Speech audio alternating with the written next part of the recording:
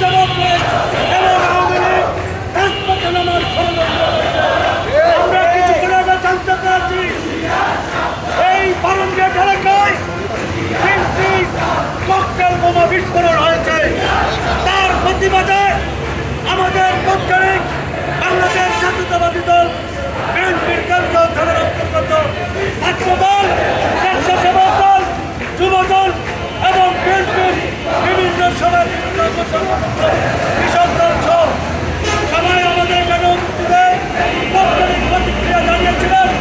কেন্দ্রীয় দলের ছাত্রদলের অন্যতম যুগ্ম সম্পাদক মোহাম্মদ কাসেম, মোহাম্মদ রিয়াদ, মোহাম্মদ কাদির সাহেব এবং সাইফুল তুষার অনেকের সহ এবং যুবদল থেকে উপস্থিত ছিলেন আমাদের 26 নম্বর ওয়ার্ড যুবদলের সাবেক সদস্য সচিব মনির হোসেন সুমন ভাই, আরও উপস্থিত হয়েছেন কৃষক দলের বিপ্লবী সভাপতি বাবুল ভাই এবং আমাদের স্বেচ্ছাসেবক দলের ঢাকা জেলার সাধারণ সম্পাদক প্রার্থী জিয়াউদ্দিন কাউসার,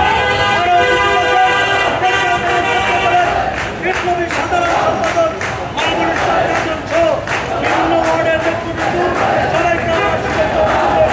আমরা অভিনয় নেই বাংলাদেশ সার্বভৌমত্ব বিনির্মাণ এবং সার্বভৌমত্ব রক্ষায় আমরা রাজপথে সবাই ঐক্যবদ্ধ থাকবো এবং আওয়ামী প্রতিবাদের বিরুদ্ধে অতীতের ন্যায় যেমন রাজপথে ছিলাম আগামী দিনে আমরা রাজপথে থাকবো এবং প্রকৃত অন্যায় জুলুমের জবাব আমরা রাজপথে দিব। আসসালামু আলাইকুম।